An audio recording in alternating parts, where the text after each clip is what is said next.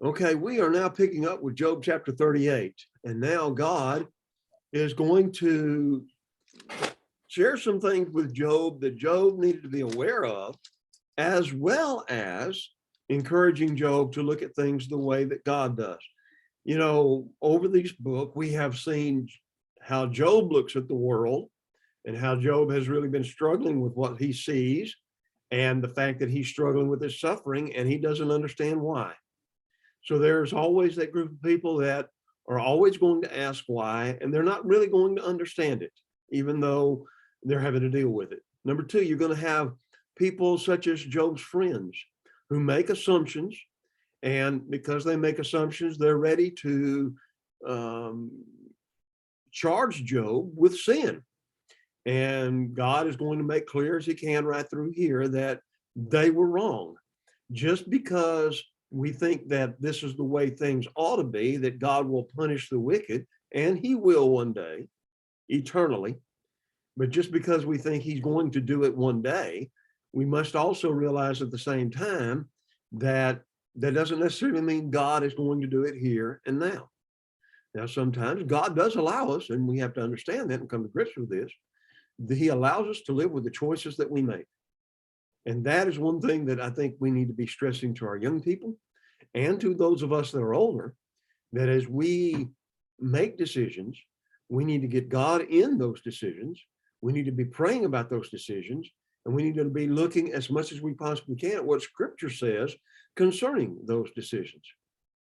So as we've looked at his three friends talking to him about this has been, again, something that has enlightened us, because there are a group of people out there that are always gleefully happy when it seems like a righteous man is suffering. And they need to know that that's not always the case. Then we met the man Elihu, the young man. And as I mentioned last week, and I mention again now that we're being recorded, Elihu had some wonderful things to say about God and kind of looked at things from a different perspective. Now, Job didn't even try to answer Elihu's arguments. But amongst other things, as we look at this, he talks about the idea that Job, you can't be self-righteous before God. God is all right. And so you need to see God as he is. He then talks about God's justice. He talks about God's majesty. He talks about God's goodness. He talks about the idea of God in every way. And in everything that it seems like Elihu does, he glorifies God. And maybe that's the reason why Job does not answer him, because he knows that what he's saying is right. The other three friends have not said anything along these lines. And at least now Elihu has given him some things to think about. And so now he emphasizes the idea in the last part of the book, God now speaks. And again, chapter 38, verse 1 through the 41st chapter, verse 34, is where God is finally giving some answers to Job. Again, the silence of heaven was broken, as it says in the commentary that I encouraged you to buy. And the thing is that God does not always explain the reasons for the suffering of the righteous, but God wants Job to look at things from a divine perspective. And again, a lot of times when we sit back and think about all that God does, how he keeps everything in order. And again, we sometimes think that there's no problems with it. And that's true, because he's all powerful and he's all wise. And so he knows everything. And so he knows the best thing for everybody. So that's something to think about as we meditate upon that. And that's something that we've got to look at. Now, as we begin to look at these speeches that God makes, or let me say this, as these questions that God asks, some people seek sarcasm here, that God is a little bit sarcastic. And there's a difference between sarcasm and irony. And I think a lot of through this, I think God is being ironic. Okay. It's not that I'm being sarcastic as much as I'm going to say, were you there whenever I created everything? Did you tell me how to do that? Do you really know why I did what I did? And I think that's the beauty of it. God is saying to us, to Job, and to all of us today, that until we become a creator, until we can become a creator that actually breathes life into a planet with all the air and all the water and everything that every person and being on that planet needs to exist, until we get to that point, we don't have the right to question God. Now, this has become a lot of, as I said, it kind of sounds sarcastic as we go through it, but there's a lot of irony here too, because how can the creature call the creator into account? How can I question God allowing me to be born at this time in history? How can I sit down and wonder, and again, thinking about it from this viewpoint, how could I even begin to take care of every person and every creature on this planet and still keep things running the way they are? We as humans, again, have become very arrogant and very proudful, and we get to thinking we just, all this just happened by accident because we want God out of the picture. And then when things like this happen, well, it's all our fault because of global warming and everything like that, and so forth and so on. And we come up with all these explanations. And so you have certain people that are saying, okay, this is what we need to be doing. This is why we need to be doing it. Let's force the world to do it our way, because this is, they're thinking about it. And they're not even thinking about what God wants, what God expects, and what God has done. But there's another thing to that. I think sometimes we think that we are our own masters. We think that we are all powerful. We know this. Whatever, we might have education, we might have wealth, we might have power, and so as long as things are working out, it's us. Mm-hmm. But when things start to go out of our control, then we put it back on God and say, well, why has God allowed this? But you see, we have not been guided by him up to that point. That's exactly right. You're exactly right, brother. And we get ourselves in a mess, and then we blame God for the mess we get ourselves in. Yeah. There's no rhyme, no reason to that. There's no reason why we should even go down that road. And yet that's exactly what was suggested here. So you make a very, very, very valid point in that respect, a point that I appreciate so much. And again, it's something that we need to be reminding to everybody constantly. So let's pick up with Job chapter 38. And again, I want you to notice how he's going to be asking question after question after question. So these are the things that we need to be thinking about as we're listening to God talk to Job. He speaks out of a whirlwind. It's kind of like maybe a tornado or something like that. So here Job begins to speak. And so now Job is going to be awed in the fact that he is, he's now going to be put in his place. He now understands that he doesn't have the right to question God. And he's going to talk about how God, or in this passage, he's going to emphasize how God, out of a tornado, out of a whirlwind of sort, he then begins to ask these questions. So he starts off by saying, who is this that darkens counsel? Again, the idea that he's trying to bring here is the idea that, and actually you begin to see this, the first speech actually goes from chapter 38 through chapter 40, verse 12, or 2, I'm sorry, chapter 40, verse 2. So he asks the question, who is this that darkens counsel? By words without knowledge. Job, you don't know what you're talking about. And now you're trying to understand me, the holy, all-knowing, all-powerful creator. How are you in your darkness? In the fact that, well, you could look at the darkness here as what Job is going through, so he's not thinking very straight. That could be an idea. Or even in the idea of just how dark mankind really is when it comes to knowing how God put the earth together, when it comes to knowing how he keeps everything going on, when it comes to knowing how, as we've often talked about, as we ask other questions as we go through, how God sends rain upon the earth, how God keeps these animals from the smallest mite to the biggest animal on the planet, how he keeps these animals alive and existing. So, we don't have the knowledge to even begin. We have knowledge of animal husbandry and things along this line, but can we take care of an entire created world? No, because we're not doing too great a job taking care of ourselves. He says, now, he just challenges, prepare yourself like a man. I will question you.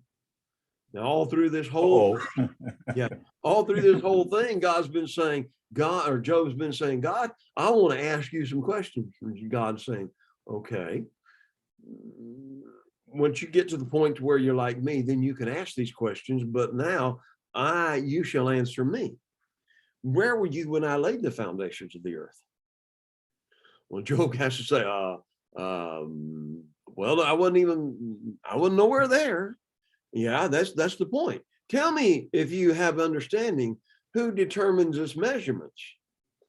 Okay, if you start going back into a lot of science and so forth right now, and you start looking some of this stuff up on the internet, and you start looking about how all the stars are aligned and all the planets are aligned a certain way around the sun and so forth like that, you begin to understand that we have come to some understanding.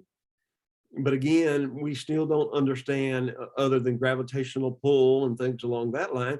But do we really understand what gravitational pull is? Do we really understand how the clouds, again, go up into the skies? We talked about the last few weeks, how they rain down on the earth and how the whole thing doesn't just flood certain areas.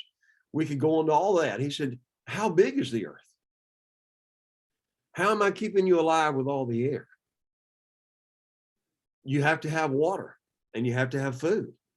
Surely, now, again, this is where some people saying, well, God's kind of being sarcastic here, but no, I think, again, as I said, he's being ironic. All right, Job, you claim to call me into question and you want me to give you the answers. Now I'm going to ask you some questions and I want you to give me the answers. All right. You know all these things, right?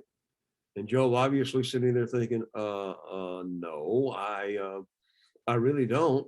And, even in these first couple of questions, God has already really hit home to Job. Job, you're a very finite individual. You know what? You find problems with me running the universe. Go back to Job chapter 24, verse 1. But the bottom line is, you don't know how I administer the universe. You don't know how I continue to do these things. He says, who stretched the line upon it? The line there in verse 5 talks about the measuring line. So again, we might be able to sit down and figure out how big the earth is, and we might be able to figure out along that line. And then he says, to what? Where its foundations fastened. You think about building a house, you've got to have a foundation. And again, the foundation, if the foundation of the house is not strong, the house is not going to be strong. I often sit down and look at the way they're building a lot of these houses nowadays, and a lot of the so-called inspectors are supposed to come and make sure that it's built right with the right foundation, et cetera, et cetera, et cetera, et cetera, et cetera. Then you think about how whenever these storms, tornadoes come, it'll knock these things right off of their foundation. Recently, there was a tornado up in Kentucky, I believe it was. yeah. I actually saw a picture of a church. It was a white, very small white frame building that had been blown over on its side from the foundation. And so it's an interesting idea. And as you look at it, it's just kind of like the whole thing got laid on its side and it's all just there. It just came totally off the foundation. And God is saying, okay, Job, were you there when I made the foundations of the earth? And of course, Job has to say, no, I can't do that. He says, well, okay, let's ask you this question. When I laid his cornerstone, were you there? No. All right. When the morning stars sang together and all the sons of God shouted for joy, this could have reference to the angels. It could have reference to the idea. Some people, depending on the commentary that you read, may suggest the idea that it's talking about the sun or the morning stars sang together. Again, could be the angels, or it could be the idea of whenever God created the stars. Did he create the universe first, then the earth? My thinking is he created the earth first and then created everything around it, because this is where as we look and see the way that the world is, this is the planet that has life on it that God created. And then we're just part of one solar system. We're just part of one galaxy. And we've not yet even begun to go into some of these other galaxies that these scientists say that are out there, that we have no way of getting there. So here we are in our pride and smugness, proud of everything that we do here on this planet, and we can't control the weather. We a lot of times struggle with our foundations of our lives and our houses and everything else. And God is sitting back saying, okay, Job, where were you when I did all of this? All right. Going on verses 8 through 11. Who shut in the sea with doors? And when it burst forth and issued from the womb. So think about the idea that there are limits to how far the seas can go. He will also talk about that. He says, I made the clouds in its garment, thick darkness and swallowing bland. When I fixed the limit for it, set bars and doors. When I said, this far you may come and no farther. Here your proud waves must stop. I've had the opportunity to be, I don't remember it, but I lived in Hawaii for a while, but I've also had the opportunity to be on the Gulf Coast. That's just the Gulf Coast. I've not been, I obviously to be in Hawaii for a while, I had to fly over the Pacific Ocean, but I was 3 years old, and you think I really remember all of that? I probably slept through it most of the time. You know what I'm trying to say? Think about the idea of how when you go to the Gulf Coast or you go to some of these places and you see the horizon and there's nothing but water, and then how that water washes the sand up, and then it's not going any further than that. It doesn't go any further than that. It's not going to go any further than that because God said thus far and no further. He said, I make the clouds, I make the darkness. It burst forth. And he says, you may come and no farther, and your proud waves must stop. And so again, you have oceanographers and all these other things that think, or other people that think they know a lot about it. And they know obviously a lot more than I would, or somebody that doesn't study these kind of things. But think about the idea that the sand and so forth is stopped at these borders, thus far and no further. Okay, God, and obviously Job now is sitting there thinking to himself, I want to call him to account, but I sure don't have the answers to these questions. Well, God's not finished yet, Job. Have you commanded the morning since your days began? Job, are you the one that causes the sun to come up and the sun to go down? Are you the one that spins the earth in such a way to where it's not so much that the sun is coming up and down as much as we're spinning? And again, did Job have any idea about the idea of the earth spinning, causing the sunrise and the sunset? Does Job have any clue about what was going on there? Obviously not. He says, did you cause the dawn to know its place, that it may take hold of the ends of the earth, and the wicked may be shaken out of it? So he's talking about you wake up in the morning. Did you make that happen? Are you making that happen? We can set our time by it, right? But the bottom line is I don't make it happen, and there's no person on this planet does make it happen. God made it happen.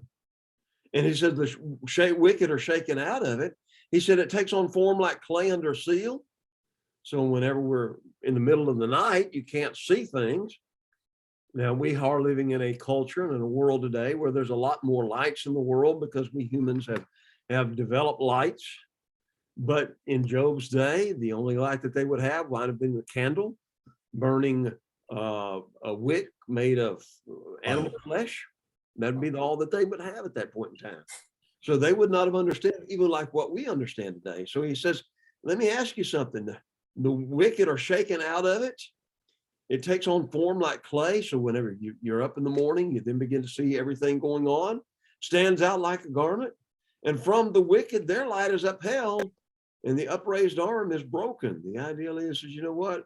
The wicked, more often than not, and the Bible does bring this idea out, are more active at night, right? Why? Yeah. Why? But yeah, because I mean, they want to shield their darkness, and they're wrong. That's Yeah. right. They want to hide as much as they possibly can so that they can't be seen, so that nobody can come after them, et cetera, et cetera. Yeah, So right. Yeah. that's what he's saying. They're shaken out of it. They go back to bed at night, so they go out and work, if you want to call it work. They go out and do their wickedness in the night. So he, Job, did you create that? No, God, I didn't. Okay. Well, let's go on a little further. Have you entered the springs of the sea? Have you walked in search of the depths? Have the gates of death been revealed to you? Have you seen the doors of the shadow of death? Have you comprehended the breadth of the earth? Tell me if you know all of this. And every one of those questions keeps getting Job, if he's just sitting there thinking about where God's going with this, God's not giving any answers.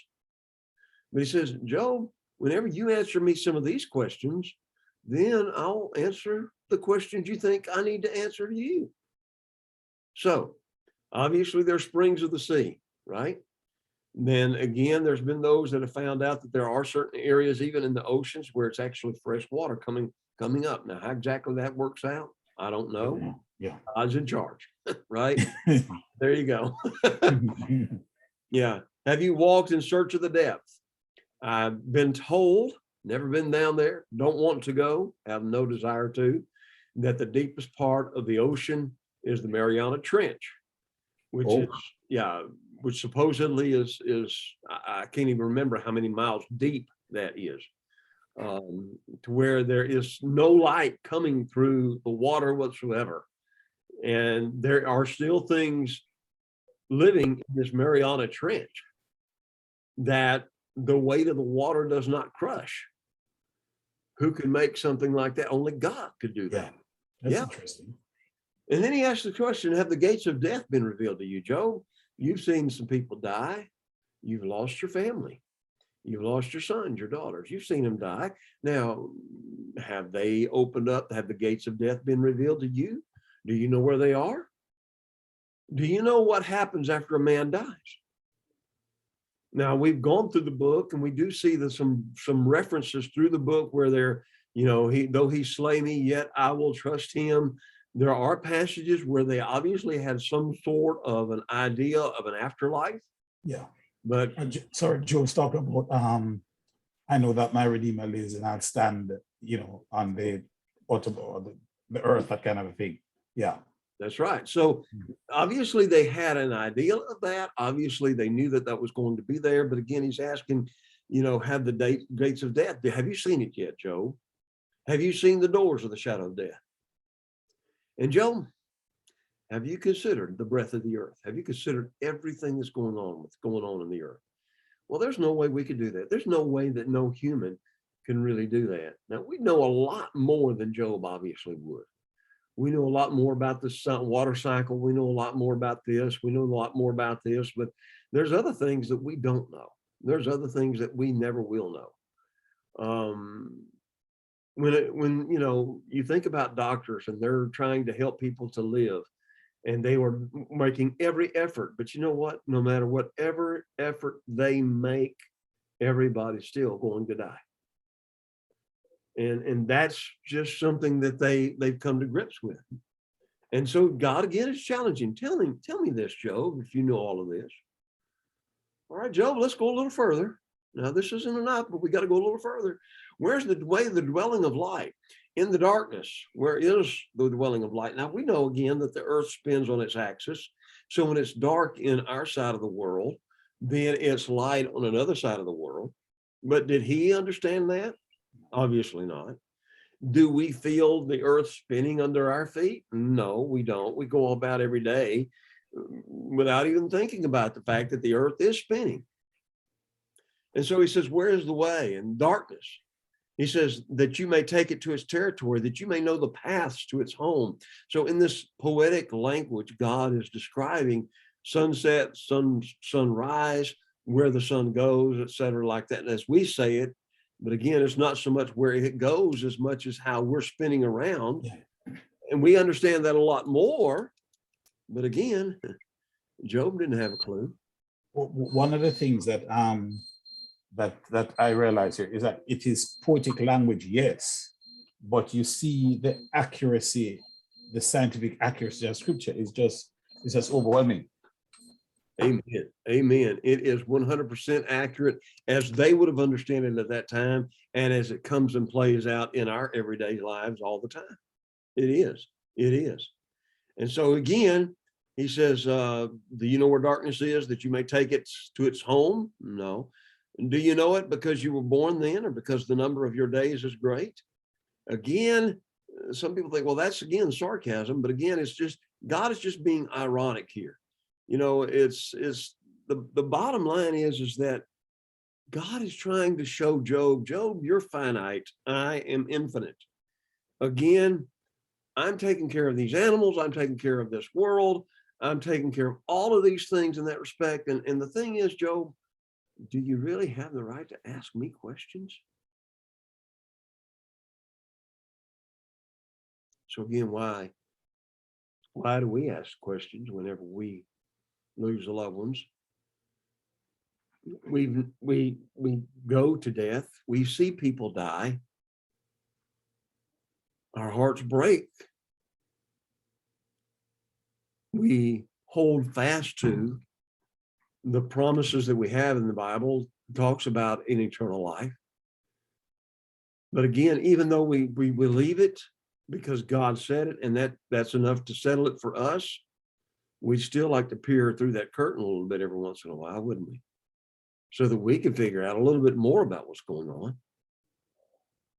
And perhaps that's the reason why God has not opened that curtain to where we could see yet. But he will one day.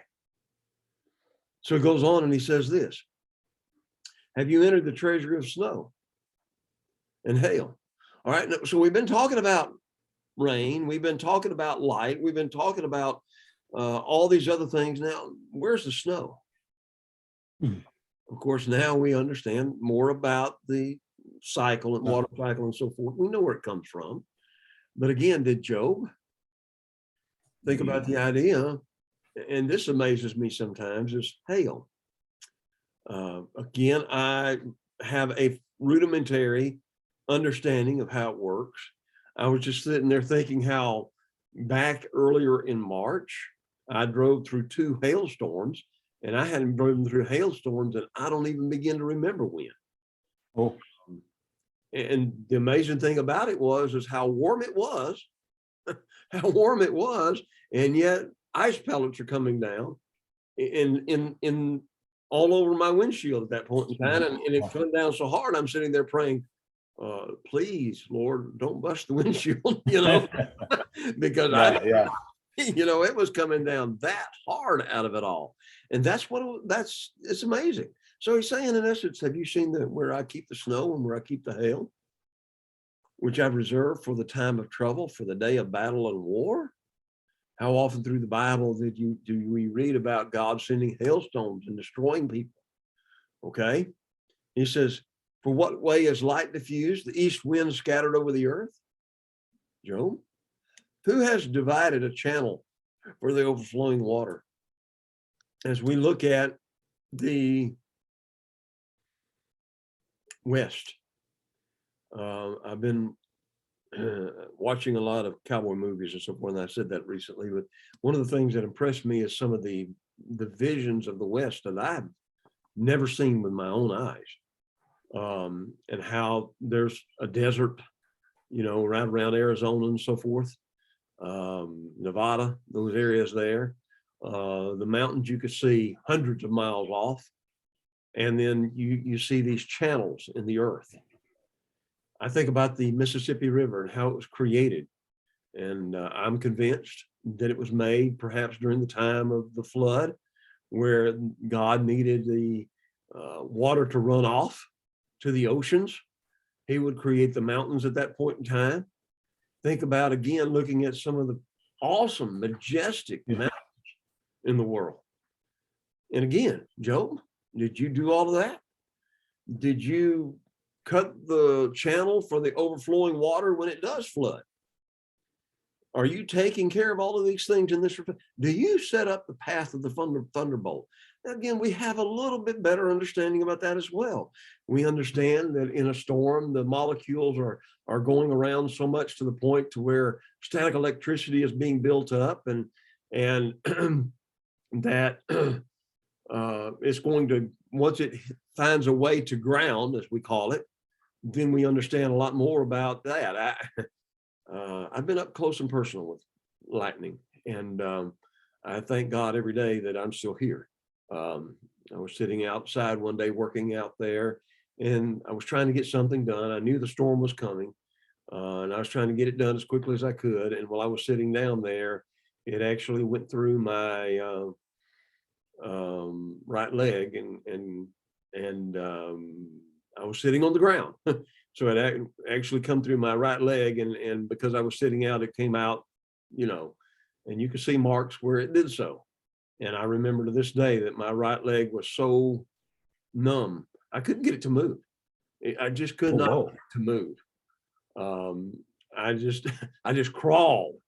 I literally, after it did that, I crawled out because I could not get my left or my right leg to move. It had come all the way through.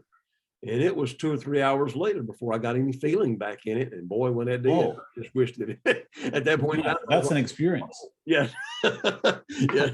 I wish there was something I could do now, but and don't get me wrong, I'm grateful to God every day. Yeah. It gave me an honest appraisal of the whole situation. I respect lightning a whole lot more than I used to. And I'm using my leg with no problems. So, but it's amazing to me, but I do have a higher level of respect for it than I ever had before. And that's just something that happens. You have to learn these things the hard way, right? That's what I was going to say. Sorry, that's what I was going to say. Sometimes these experiences are what we need to make us appreciate certain things. Yeah, that's exactly right. And I tell you what, after that situation, I was glad I was sitting on the ground at that moment in time. Because again, if I'd have been standing up, it could have been a whole lot worse. Yeah. I not even be here to teach you or to try to teach this class. So I respect it. I have a higher respect for lightning now. And it's affected me to the point where if it's thundering, you're going to find this boy in the house or, nowhere near anything metal. Yeah. Okay. There you go.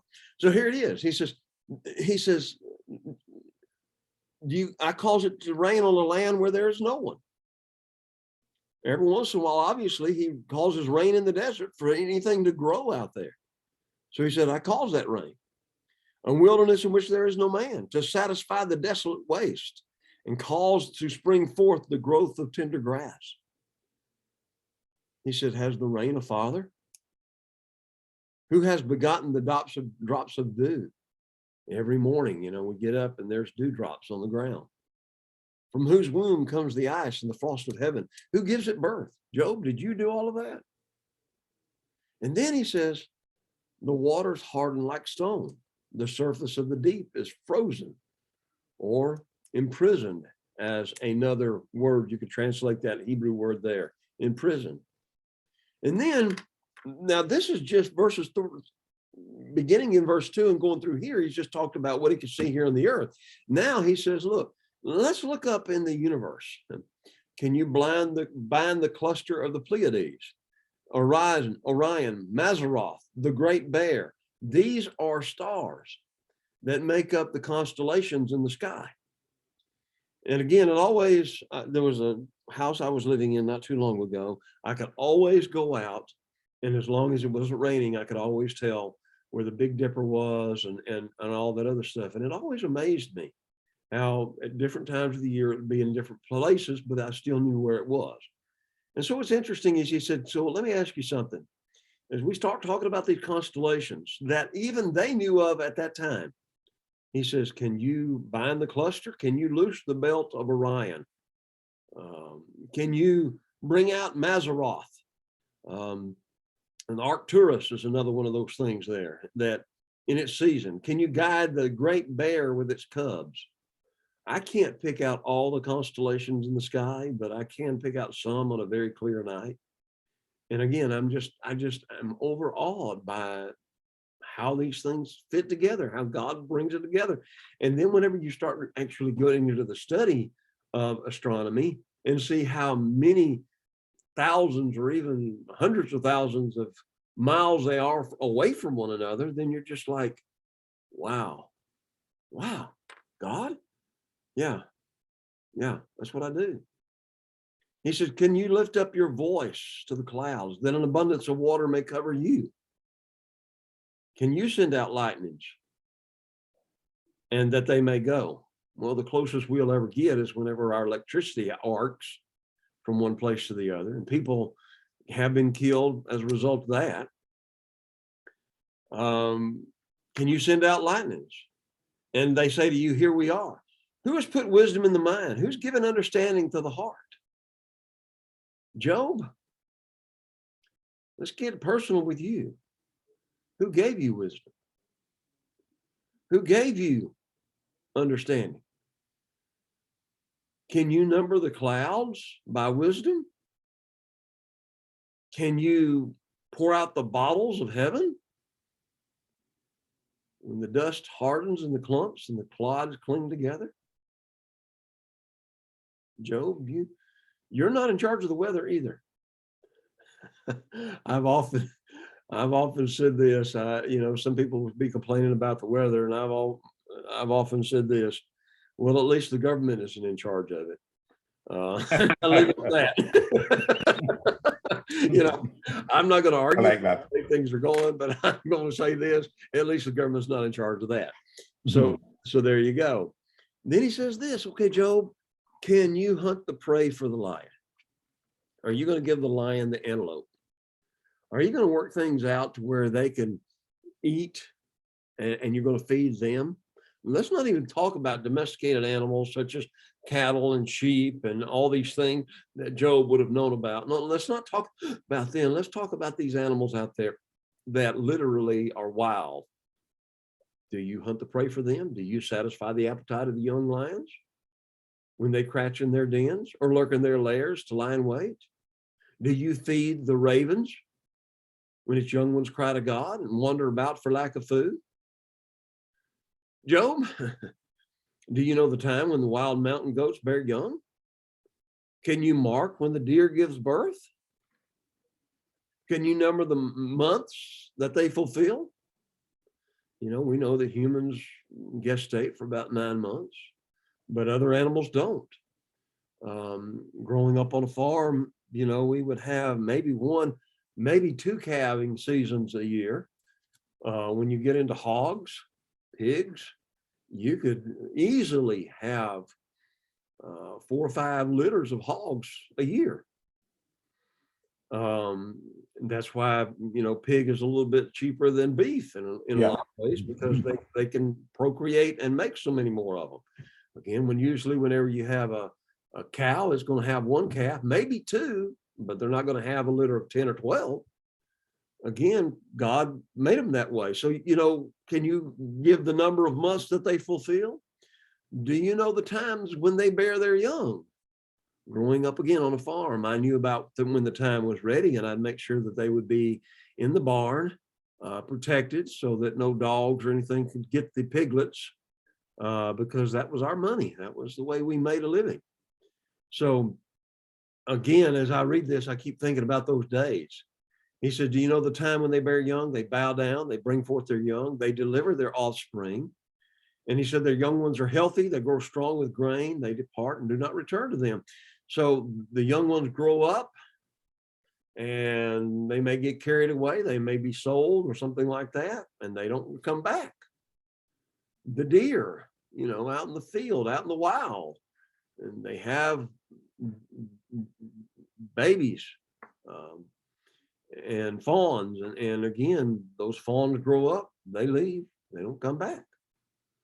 So Job, now we talked about the universe, we talked about the weather, we've talked about, have you created all this stuff? So Job, have you noticed how God is going from a big, huge picture down to these little bitty things that, again, people knew about, but they had no control over. Who set the wild donkey free? Who did that? God did, obviously. Who loosed the bonds of the onager? And again, that onager is a wild donkey of some sort. So again, the parallelism is here. So you have the world wild donkey, and the onager there is talking about the same thing. Whose home I have made the wilderness, and the barren land his dwelling. So they live out in the wilds. He scorns the tumult of the city. Donkeys don't like that. Mules don't like that. He does not heed the shouts of the driver. It hasn't been thinking about it in that respect. As you're reading, whenever Job was written, as compared to now, we do kind of tame the donkeys, and we do kind of tame mules and things along that line. But think about it in this respect. Leave them out there on the range by themselves. It don't take long before they automatically are going back to the wild, doing exactly what they do. These animals do not heed the shouts of the driver. The range of the mountains is his pasture. He searches after every green thing. Job, are you in charge of the wild oxen? Will they be willing to serve you? Can he bed by your manger? Can you bind the wild ox in the furrow with ropes? Now, we do know that there were some wild oxen that they were able to tame, and we've slowly but surely been able to tame. But again, as he's writing at this point in time, can you do it? And can you make them plow the grounds for you? They did have animals that plowed the ground, but not wild ox. Will you leave your labor to him? Will you trust a wild ox? No, not me. Will you trust him to bring home your grain and gather it in your threshing floor? No, I can't do that. All right, Joe, let's talk about an ostrich. Ostrich is. Sorry, before you go, what is impressing me about these questions is that they're not sophisticated questions. They're just everyday common things. And it's as if Job is astounded. He's lost. Can you imagine if God were to get more technical with him? What he would be out of his mind. That's exactly right. You're exactly right. And God knew that that's the only thing that Job could understand. What if God had tried to explain to him how gravity works, how the universe is held together? He's probably like, huh? Now, I've gotten a little bit better, and you have as well, as you've gone through school. So you've gotten a little bit better understanding of it. But you're just trying to sit there and explain it to Job, and Job would say, what? Yeah. Gravity. What in the world are you talking about? Well, I made everything in such a way to where they interact with one another, that they need one another, that their relationship with one another is what keeps them together. Mm-hmm. Why does he keep the stars the way they are? Because their relationship to one another, but again, he would have had no clue. Yeah. So then he asked about the ostrich. And again, think about the wings. They wave their wings all proudly, but her wings and pinions are like the storks. No. He said she leaves her eggs on the ground and warms them in the dust. She buries them. And then she forgets that a foot may crush them. No, she don't forget. She doesn't even have a clue that a foot will crush them. And it may very well be, she might know where that she may have laid those eggs, but given a little bit of time, she may very well step on those eggs herself. He says, does she think about the idea of a wild beast may break them? No, that's not something that she's really all that concerned about. She treats her young harshly. In other words, as though they were not hers. So here you have them. If they hatch, then they're trying to teach them things, but mama's not going to take them care of them in a good sense. Why? Her labor is in vain without concern, because God deprived her of wisdom. In other words, God did not give her the wisdom to know about her children. And in fact, as you go on, as you read about ostriches a little bit more, you see that they don't think about their young. They're not going to take care of their young like you might see chickens or something else like that do it. Ostriches don't do that. she's not endowed with understanding. So she just, she lifts herself up on high and she scorns the horse and its rider. And again, from everything I was reading about that time frame, ostriches are the fastest running animals on the earth. They can outrun lions. They can get up to what I've been told, 80, 90 miles an hour. That's pretty fast. Any way you want to look at it, that's fast. So then he goes on, okay, let's get talking about some more things here. Have you given the horses strength? Okay, Job. Job was like, okay, Lord, I'm being a little bit overwhelmed here, but no, God says, no, you want me to answer you. It's almost like information overload. Yeah, it is. It is an information overload. It's kind of like what we have now on computers whenever we're trying to find something. And then we can Google something and find out more information about a thing than we could ever possibly imagine. So here it is here. So, Job, did you give the horse strength? Did you clothe his neck with thunder? Verse 19 says a mane, that idea. Can you frighten him like a locust? Well, it doesn't take much to scare a horse off. But then there are some kind of horses that can't be scared.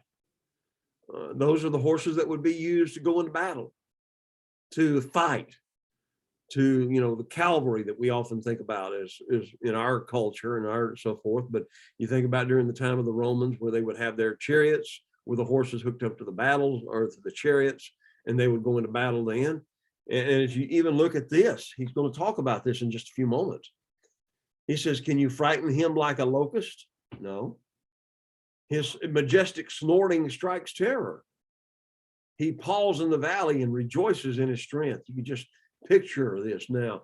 And again, watching some of the Westerns that I do nowadays, you sit there watching how they're trying to bring all these horses together and trying to gather the wild horses. And then there's the time whenever you've got to try to tame the horse by riding it, until you break it. And that's kind of tough,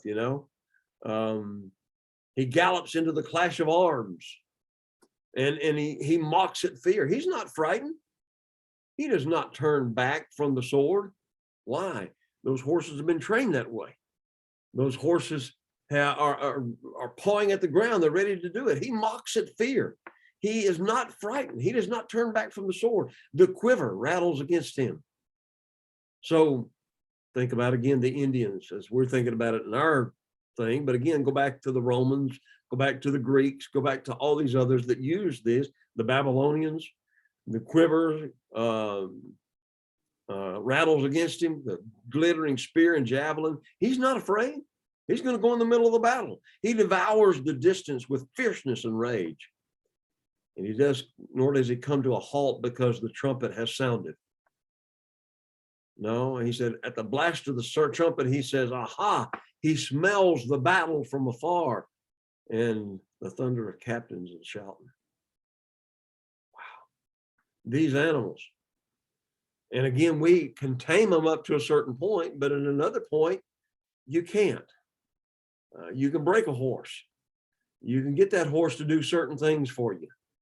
And the horse and the rider a lot of times would be so interconnected that where the horse knows exactly what the rider wants, but it takes time and effort and energy and working with them all the time for that to happen. But even sometimes when these animals go back to their tamed and domesticated, but even when they go back into their natural instincts, they surprise us and we sometimes cower at them because we are unmatched with their strength and all of that kind of a thing. Right. And so it's an amazing thing. And it's also amazing that, again, once they have that relationship with those certain humans, they could go back into the wild, like you're saying, and then they could still have that relationship with that human if that particular human comes up. But any other human, no. I've ridden horses. I've never had a horse. My dad, I think, had horses or mules or something whenever he was growing up and plowed the fields with them. And he didn't want a horse at all. That's okay. All right. But again, you've got to, it's one of those things that it requires constant training. I mean, you've got to get out there every day with that horse and get it to that point. We don't even have to think about horses. We think about dogs. Yeah. Okay. We get us a little pet, a little puppy, and they look so pretty. And then they grow up. And if we've not done a good job training them as a puppy, it's going to be just too sad. Yeah. Because we're going to be fighting with them for the rest of their lives. And I guess because I'm not at my house as much as my wife is, she would tell my dogs to do something and they'll drop whatever they're doing just like that. I tell them to do something, they look at me, you know what I'm saying? Yeah. Yeah, it's just like, why do I even bother wasting my breath? Okay. You know, but they do like me when it comes to feeding time because I always Oh yeah, well. you know? and think about it in that respect, that's all they really respond to is the food. They're not responding so much to me as much as they're responding to the food. All right, God, I know that I can't go any further. Let's go on a little further. God says, does the hawk fly by your wisdom? We have some hawks close to where we live, and they're beautiful, spreading their wings toward the south. Does the eagle mount up at your command and makes its nest on high? Does the eagle do what it does because you told it to? And obviously Job has got to say no. He says they dwell in the rocks. It resides in the crag of the rock and the stronghold. It spies out the prey.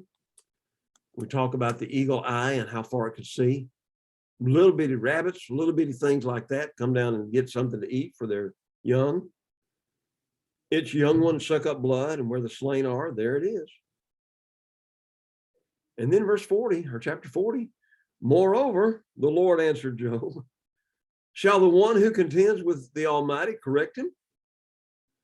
All right, Job, you've been rebuking me. Now you tell me about these things, and I might sit down and discuss with you some of the things, the reasons why I did what I did with you. And Job, in this situation, this is the only time he actually says, you know what, Lord, chapter 40, verse 3, I am vile. What shall I answer you? I lay my hand over my mouth. Once I have spoken, but I will not answer. Twice, but I will proceed no further. And God, It reminds me, sorry, it's like Job is saying, once bitten, twice shy. that's right. That's right. I have nothing to give you. I have nothing to say. You know more about me and all these animals than I will ever know about myself. You know my day of birth. You know my day of death. You know how I'm going to die. You know who's going to be around me whenever I pass, if there is anybody around me. You know exactly every one of these things. And he says, you know what? I can't say anything to you. Now, in all of this, up to this point in time, God has not told him why about anything. He's not given Job an answer. He's just saying, Job, I created all this. And do you really have the right to ask me these things? No. And he admits it. He admits it. So he says, okay, Job, this isn't enough. I want to just try to bring out some other things to you now. Prepare yourself like a man. I will question you and you shall answer me. Okay, all right, Lord, I hadn't done so well yet. So, okay, so here we go. All right. Would you indeed annul my judgment? Would you say that my judgment is worthless?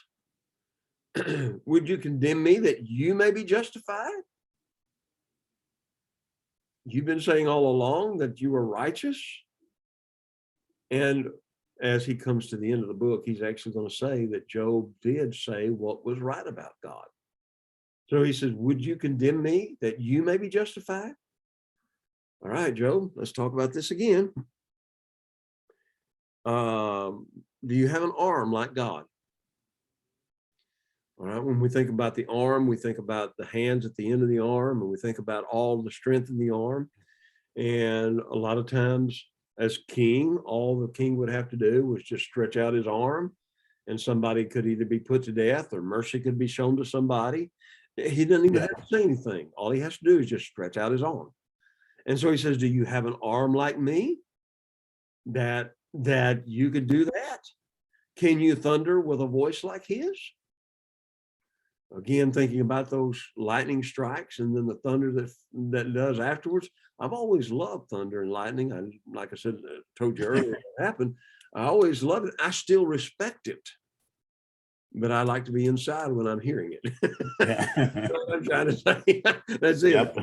I want to be inside. All right. Job, adorn yourself with majesty and splendor.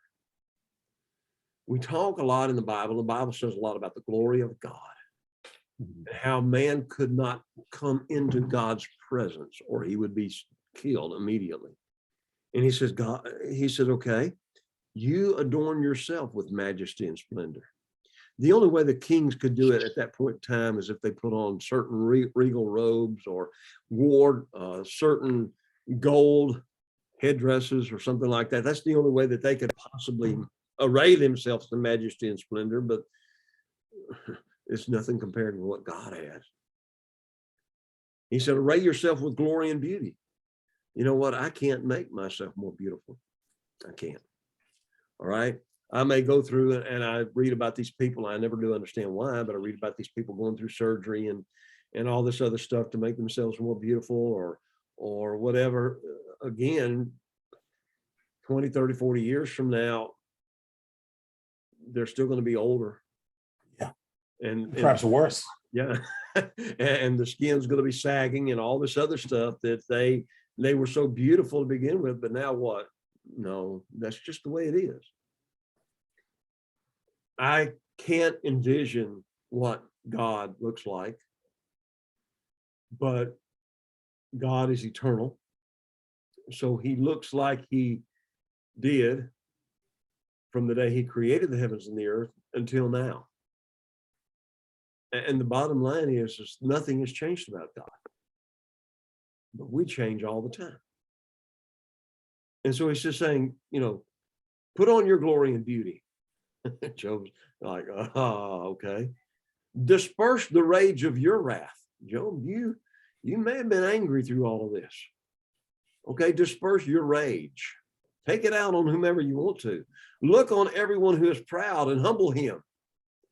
Well, Job saw some proud people, but he had not tried to humble any of them in that respect. He said, look on anyone who is proud and bring him low. Tread down the wicked in their place. Job, you punish the wicked. Okay? You do that. You hide them in the dust together. You bind their faces in hidden darkness. Okay? Job, if you can cause the wicked to be punished, if you could tread down the wicked in their place, if you can cause them to be put down into the dust and bind their faces in darkness, then I will confess to you that your own right hand can save you. Yeah, that's I mean, I find that comical. It's like God is saying, okay, then when you do what I can do, then I'll save you. That's exactly right. That's it. That's it. But then if you can do what I can do, then I won't need to save you. Exactly. You will be me, and you can't do that. Okay. And so you can't save yourself. Yeah. And that's a great lesson. Yeah. That's a great lesson for all of us. We get ourselves in messes that we can't get ourselves out of. All we can do a lot of times is apologize, do the best we can to move them out, but there they are. And God is challenging Job. Job, this is what you need to do. And Job, he has nothing. Now, beginning in chapter 40, verse 15, going through the 41st chapter, verse 34, God is going to end this discussion with Job with two parts of his creation, Behemoth and Leviathan. Now, depending on all the books that you read about Job and so forth, there's everybody and their brother has ideas what this is. Some people think verse 15 could be talking about a dinosaur.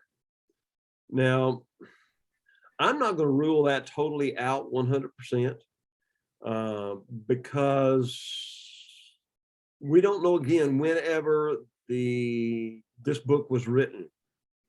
We knew it was during the patriarchal age, and it would seem like to me anyway, that it would have been written probably after the flood, when man's lifespan was not what it once was.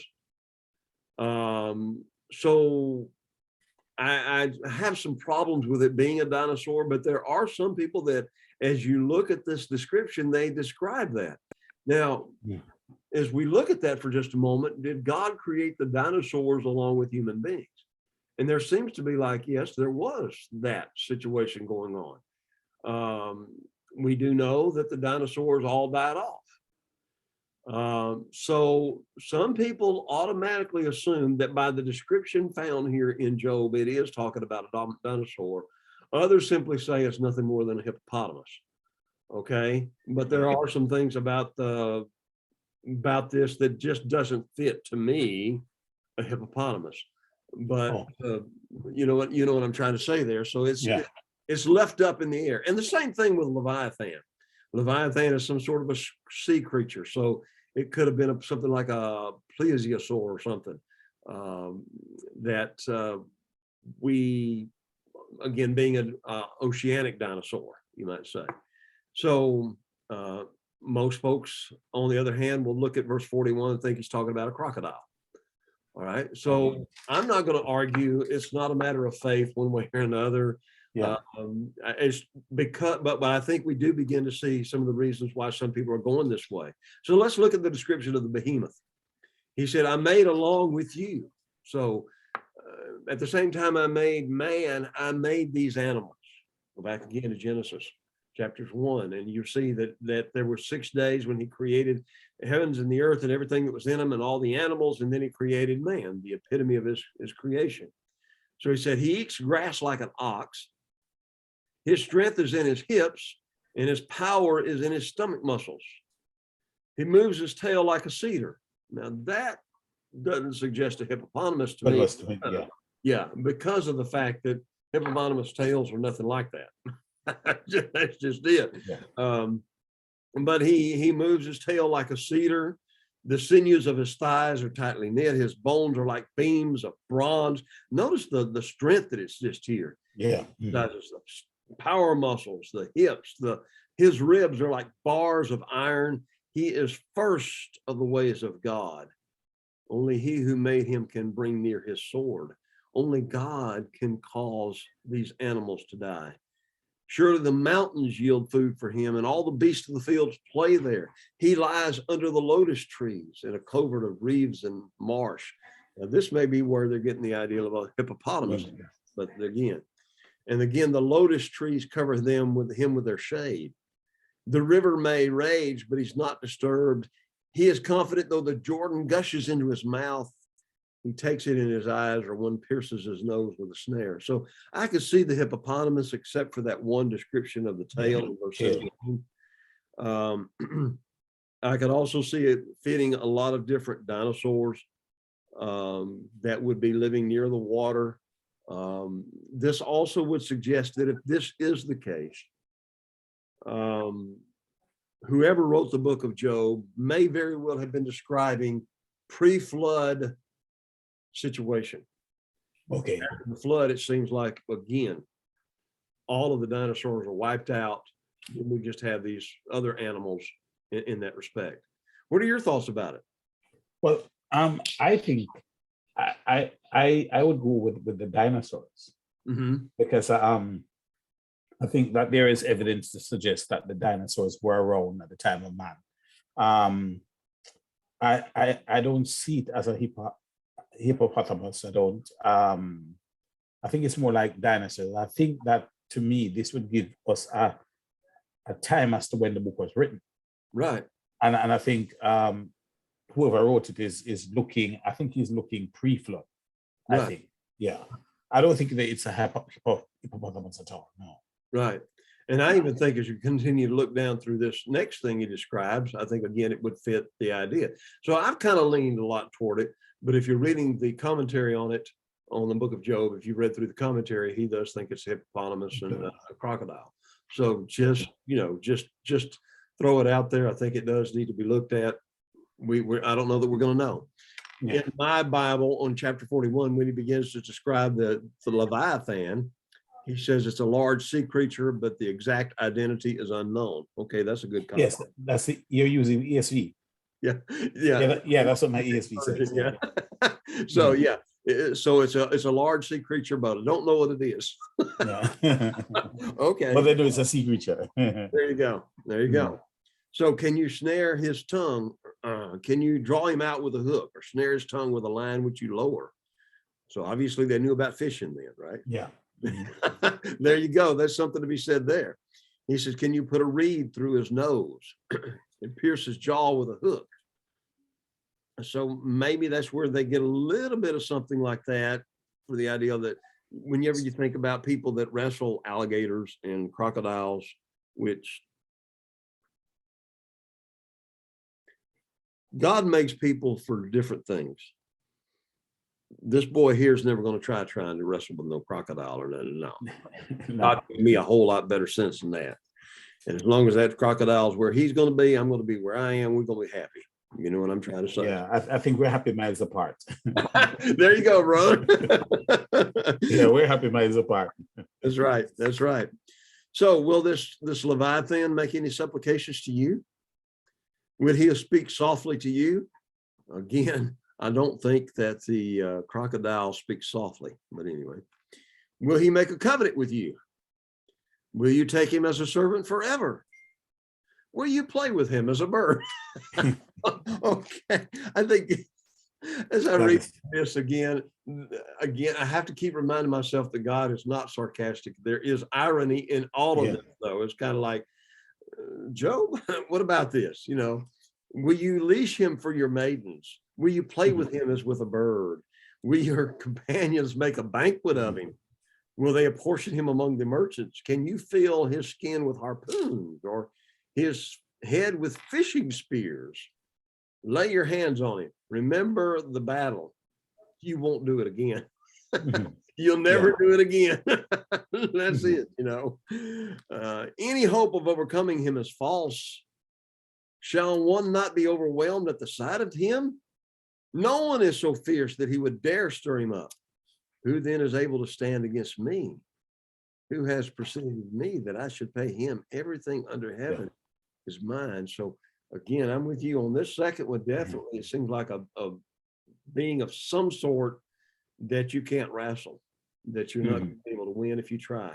Nobody would even dare to try to fight with this animal. No way.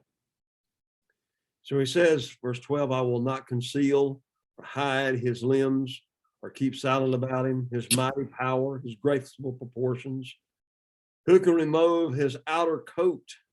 So it obviously seems like it's something that has some sort of scales on it. Yeah. That are very tough, very tough. He says, who can approach him with a double bridle? Who can open the doors of his face with his terrible teeth all around? His row of scales or his pride, shut up tightly as a seal. So one is near another that no air can come between them. They stick together and cannot be parted. His sneezings flash forth light. Now that's an interesting idea right there. It kind of sounds like a dragon there in that respect. Yeah. And that again would go back to the idea of what we talked about earlier of being some sort of a dinosaur of some sort. So he says, out of his mouth go burning light, sparks of fire shoot out, smoke goes out of his nostrils. Some people will take this and they will deny that Job should even be in the Bible because they think it is describing a dragon of some sort.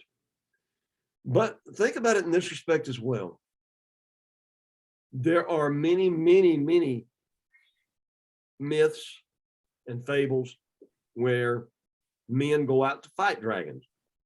Where did they get the idea of the dragons to begin with? Yeah.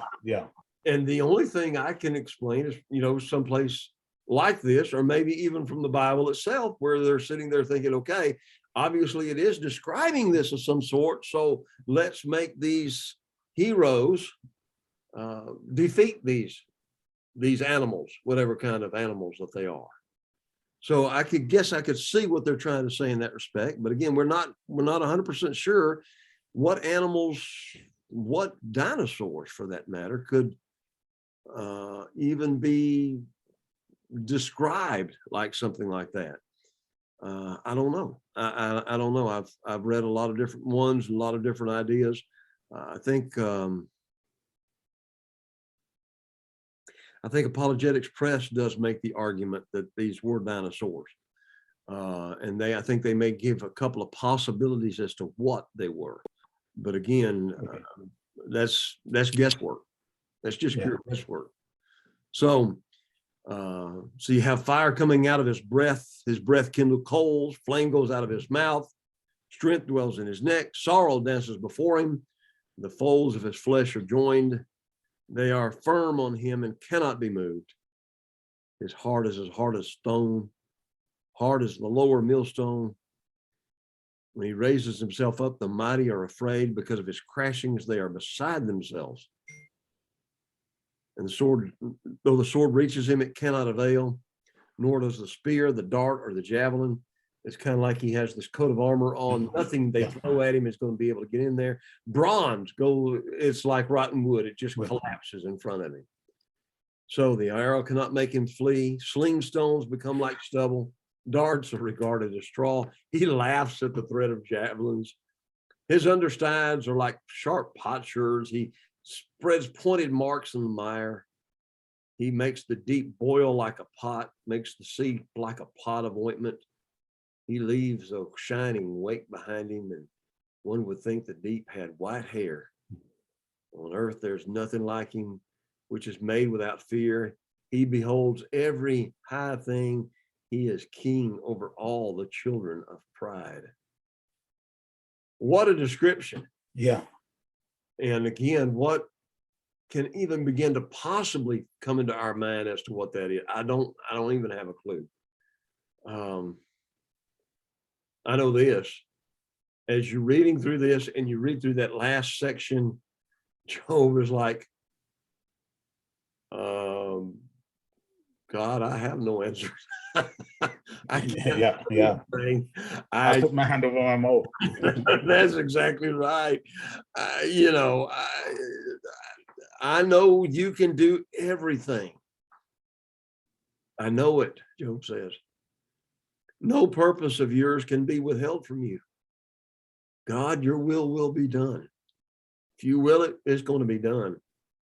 You ask, who is this who hides counsel without knowledge? I've uttered things I do not understand. Things too wonderful for me, which I did not know. Please let me speak. You said, I will answer you and you shall answer me. I've heard of you by the hearing of the ear, but now my eyes see you. And God, I repent in dust and ashes. Yeah. I have nothing. I can't say anything. I have nothing, God. Yeah. And I love how the last part of this book really comes as an overwhelming thing, as it was to Job and to us. Mm-hmm. Because if we really sat down and studied these last few chapters, then we again begin to understand how great God is. And it's amazing. And I love the fact that he said, I just repent in dust and ashes. So he says, the Lord has spoken these words to Job. The Lord said to Eliphaz, the Temanite, and Eliphaz was the oldest. So he's going to say some words of rebuke to them. My wrath is aroused against you and your two friends, for you have not spoken of me what is right, as my servant Job has.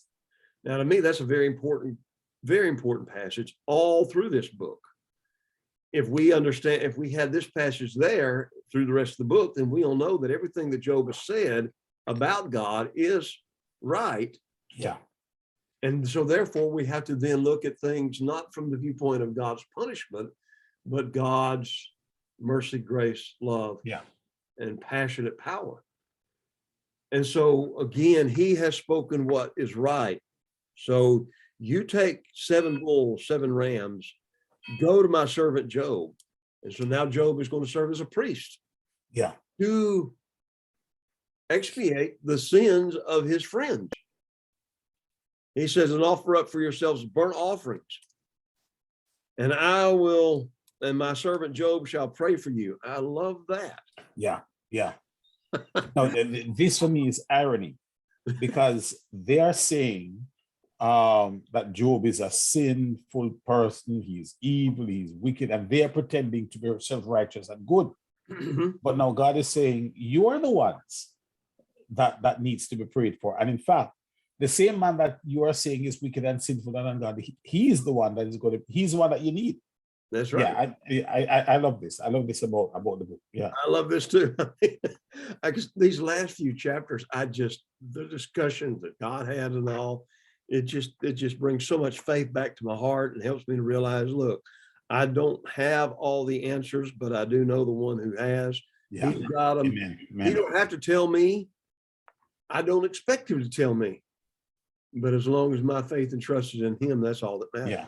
That's really all that matters. So he says, you're right, brother. He prays for you. I will accept him, lest I deal with you according to your folly. Oh, I don't do that. No more. Mm-hmm. Let him do whatever he needs to do to deal with us. Okay. Let him do what needs to be done. Because you've not spoken to me what is right, as my servant Job has. And this emphasizes the idea, obviously in Job's time and today, there are still numerous people. Well, they must have done something wrong to deserve that. Yeah. And this is, to me, the lesson of this book is not necessarily.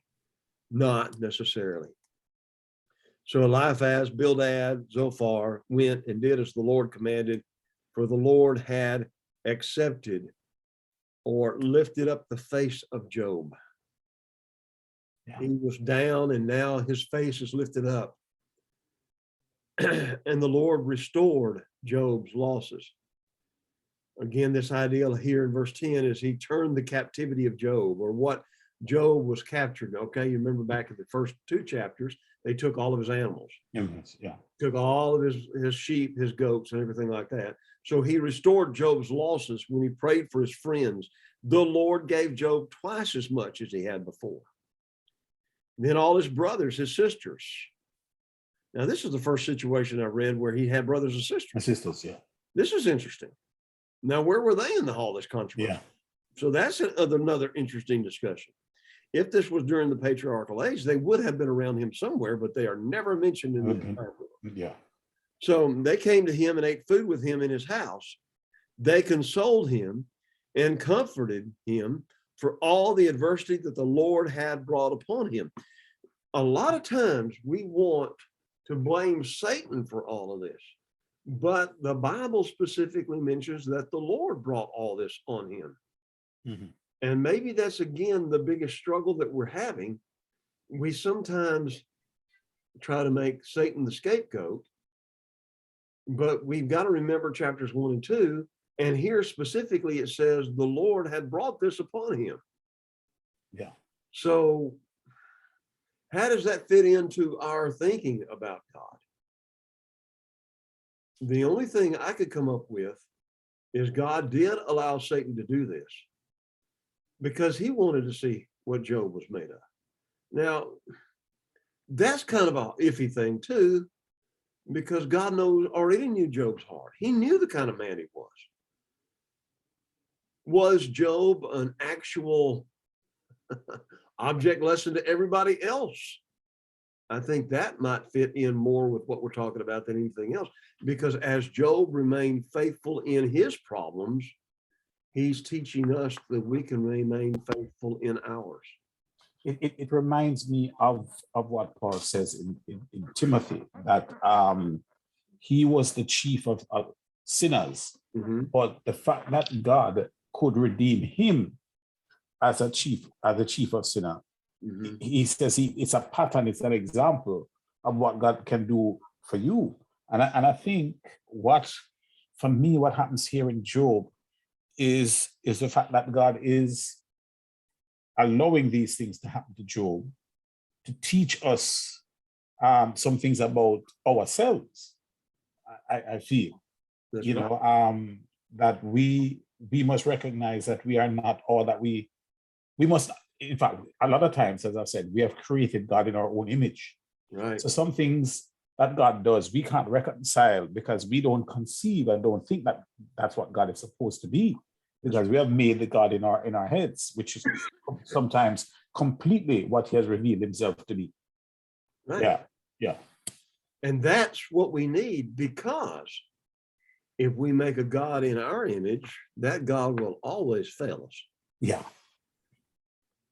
We need God, and we need to think high, wonderful thoughts of God, even when we're going through the horriblest things that we could ever possibly go through in our lives. God is yeah, still there. God is still in charge, and God's going to make it all right. And that's the thing that I got out of this book. And that's part of the reason why I wanted to teach this book and go through it again for my own life and what I was going through. yeah, And that's what helped me, and I appreciate you hanging in there with me and doing this. yeah, So yeah. he not only did all of this come and eat with him, but each one gave him a piece of silver and a ring of gold, and the Lord blessed the latter days of Job more than his beginning. So he had 14,000 sheep, 6,000 camels, 1,000 yoke of oxen. And he also had 7 sons and 3 daughters, which was the same as earlier. The part that I won't say I struggle with, but that might have brought him comfort, is this: he lost his 10 children earlier. These 10 children are not going to make up for that loss. Yeah. They're positively not. I think all that this is trying to emphasize to us is he gave him back everything that he took from him. And the thing is that I guess as I was looking at that, if there's a down note in all of this, is the idea that, well, what you did for me later didn't really make up for what happened. I'm not going to talk about the sheep and all that. I'm talking about the kids, Yeah. And I guess I struggle a little bit with that part. But the idea that he wants us to see is that everything, in a sense, was restored to him that he had before. But there's also something else. Job's learned a lot of lessons through this. Yeah. Yeah. And that's what I was trying to learn.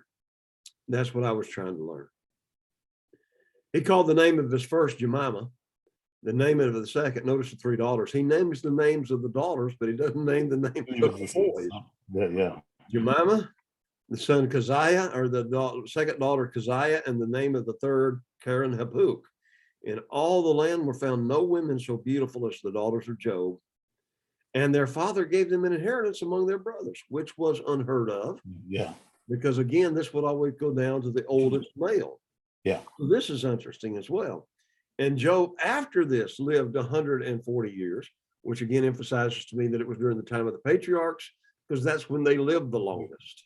Back in Genesis 10, and you see how long most of them lived, until up to the flood. And then after that, our lifespan just goes downhill real quick, right? And so he saw his children and his grandchildren for 4 generations. Wow. So obviously, he was an older man as it started, to have 7 sons, 3 daughters, and to do that. And then he lived, after all of this, 140 years. So we don't even have a clue how old this man was throughout all of this. But let us suppose that the oldest that he was in the first go around was 70, and then he lived another 140 years. That's 200 something years. Wow. Wow. Yeah. Wow. And I like to close the book out by thinking about the idea that Job, when he had the opportunity, would probably tell his sons and his daughters and all of his in-laws and outlaws and all those others you know, this is what I went through. Yeah. This is what I learned. And this And I is think, and I think he can pass that on to them yeah, about their trust in God and about their dependence on God and about who God really is. And I think sometimes what it would have done too for them is to change the concept of God, that you suffer because you're evil. Yeah. right. And that's not always necessarily the case. It's not. And I guess that's the biggest thing I have. I guess I want, like the three friends, like Elihu, like Job, I guess I want a definite answer as to why. Yeah. And it's not there. Yeah. Sometimes we'll never get that why. No. Not in this life. And the thing is that's why we've got to trust God more than ever. Yeah. And to me, that's what, if there's anything to take away from this book, it is that you have no one else to trust like you do God. Yeah. And no matter what, Amen. trust him, no Yeah. matter what you go through. Brother, I have enjoyed teaching this book. I Yeah. hope it has challenged you. I hope that That's, I taught you some things you've not thought about before. I hope that I could do it better. One of the things I'm going to ask on the test is, how can I make the class better? yeah. I need to be Yeah. better at this, you know, and this life has been this study has been good for me. God doesn't owe me an answer. Yeah. Yeah. None of us. He doesn't Yeah, owe me an answer. And we'll just go from there. Okay. Yeah. I enjoyed the class. I really did. I, And I learned a lot. I learned a lot. that's why I appreciate you hanging in there with me, is I learned a lot. Yeah. So we may not have got the whole full whatever hours in, but that's okay. That's right. As long as we walked away, and hopefully maybe we need to teach this in the church. Yeah. We really need to spend some time and teach this in the church. So maybe whenever I have the opportunity to, I'm going to do this again. So Yeah. but thank you, brother. And I'll you get too. that final exam. If you can send me back the other one, I'd appreciate that again. If you can, Yeah, I'll do that. And I'll send you this. look through my